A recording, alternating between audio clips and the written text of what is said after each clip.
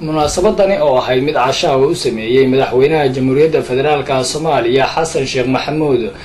sagootinta ra'iisul wasaarihii hore ee Soomaaliya Dr. Cabdiweli Maxamed Cali iyo soo dhaweynta ra'iisul wasaaraha cusub ee dalka Soomaaliya Dr. Saacid ayaa waxay ka dhacday aqalka madaxtooyada ee Villa Soomaaliya guubaabo iyo dhiirigelin ka soo jeediyay martidii ka soo qayb gashay kuwaasi oo ku amaanay dawladii waqtigeedu dhamaatay inay ahayd dawlad shaqo wanaagsan qabatay isla markaasina siyaasiyiinta hadda haya xilalka Soomaaliya looga baahan yahay inay ku daydaan sidii wanaagsaneed oo ay xilka wareejiyeen ra'iisul wasaarihii hore ee dawladii ku meel gaarka Soomaaliya Dr. Cabdiweli Maxamed Cali Gaas oo isagu halkaasi hadal ka soo jeediyay ayaa waxa uu sheegay inuu si weyn ugu faraxsan yahay inuu maanta soo gaarsiiyo dalka Soomaaliya halkan isla markaasina waxa uu sheegay inuu si niyad ugu soo dhaweynayo xilkii uu hore u hayay ra'iisul wasaaraha cusub ee Soomaaliya Dr. Abdi Farax Shirdoon Saacid waa dardaaranay meelo badan baan ku wada hadalay xafladii lagu dhaarinayay ra'iisul wasaaraha iyo tii maanta xilka kula kala wareegaynay intaba waan isnidhay marka waxaanu ka hadalnay wixii aanu soo qabanay iyo waxa hor yaalla xukuumadda cusub runtii waxay noo ahayd 14 bilood annaga xukuumad badbaado qaran shaqo fiican baan isleedahay waa soo qabatay ninba wuxuu yiri maxaa leedahay waa umaleynayna ma tiraahdo waa soo qabanay marka taas marka fikirka dadka laga rabo cabshood baan umaleynaya marka waxaan isleedahay runtii meel fiican bay Soomaaliya joogtaa Soomaaliya 20 sano ee shidada iyo colaadda ahayd waa ay ka gudubtay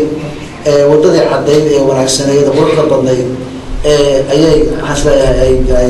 ay maaragtay tubteedii ay ku toostay ra'iisul wasaare Saacid oo isaguna halkaasi ka hadlay ayaa waxa uu hambaliyay ra'iisul wasaarihii isaga xilkaasi kaga horeeyay isla markaasina waxa uu sheegay inuu halka xaaladdu ay joogto hadda uu ka sii wadi doono isla markaasina uu abaal weyn u hayo madaxdii u soo dhimatay isla markaasina waxa uu sheegay inuu abaal weyn u hayo madaxdii halkan soo gaarsiisay dalka Soomaaliya sidaas la aligeen aad baan u mahadnaqayaa mar labaad ilaahayna waxaan ka rajaynayaa xilka culus oo la ii idmaday inuu ii fududeeyo ummadda Soomaaliyeedna waxaan ka codsanayaa inay igu taageerto sidaan horeyba u sheegay mas-uuliyadda maanta ay taalla kuma filla hal dawladu kuma filla runtii kuma filla in ummaddu horseed iyadoo ka dhiganaysa dawladdeeda inta iskaashato ay go'aansato inay ka baxdo maahan runtii kuma filla in dawlad kaliya ay ka saarto sidoo kale kuma filla caalamku gudoomiyaha baarlamaanka federaalka Soomaaliya Professor Maxamed Sheekh Cusmaan Jawaari oo isaguna hadal gaaban ka soo jeediyay munaasabadani cashada ahayd ayaa waxa uu sheegay inuu si weyn ugu faraxsan yahay inuu arko ra'iisul wasaarihii hore ee dalka Soomaaliya iyo guud ahaan madaxdii hore ee xilka sida sharafta loo wareejiyay isla markaasina waxa uu sheegay in ra'iisul wasaare Cabdiweli Gaas waqtigani laga doonayo inuu shaqada uu hayo dalka Soomaaliya si laabo isla markaasina uu waajibaad gaar ah iska saaro wasaaraha cusub waa soo dhaweynaa xilka cusub adag loo dhiibay oo aan ogahay inuu fududay ilaahay wuxuu ka baryaynaa inuu alla u fududeeyo xilka ugu horeeya waxa ay dhammaanteen wasiir naga dhigan sugay laakiin mahamaha baa jirta meeshaan waxaa la yiraahdaa ninkii uu goori teeroosheeda sugay جيجي وحوالي تجار يوم بتاعه كنت كسر شيء نيكي كاس دور بس وقايل لها والله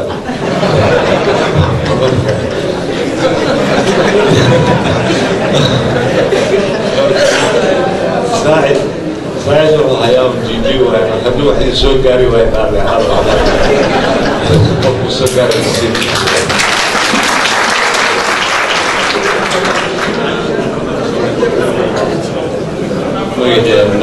رئيس الوزراء هراء runti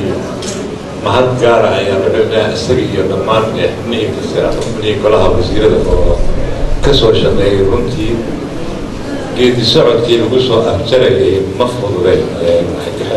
madaxweynaha Jamhuuriyadda Federaalka Soomaaliya Professor Xasan Sheekh Maxamuud oo isaguna halkaasi hadal ka soo jeediyay ayaa waxa uu si weyn u amaanay xukuumaddii hore ee xalay la sagootiyay isla markaasina waxa uu sheegay inuu si weyn ugu faraxsan yahay ra'iisul wasaaraha cusubna uu ka sugayo in uu xukuumaddani halkii ay wax keentay meel ka wanaagsan ay geyso. waxaan leenahay dhammaantood Dr. Cabdiweli iyo xukuumaddaba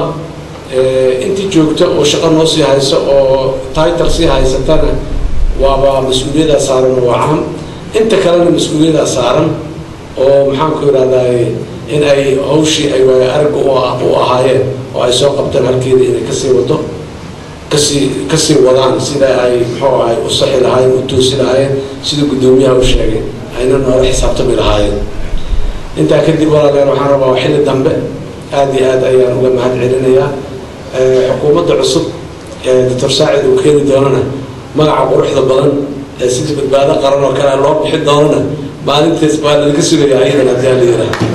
munaasabadan ayaa waxa ay ku soo dhamaatay jawi degan waxaana madaxdii guud ahaan ka hadlay si weyn u amaaneen dowladii xilligeedu dhamaatay oo ugu horeeyay madaxweynihii dowladdaasi Sheekh Shariif Sheekh Axmed ra'iisul wasaarihii dowladdaasi Dr. Cabdiweli Maxamed Cali oo ay ku amaaneen sida quruxda leh oo ay wareejiyeen isla markaasina ay u ogolaadeen in laga adkaaday. Maxamed Maxamuud, Telefishinka Royal, Muqdisho.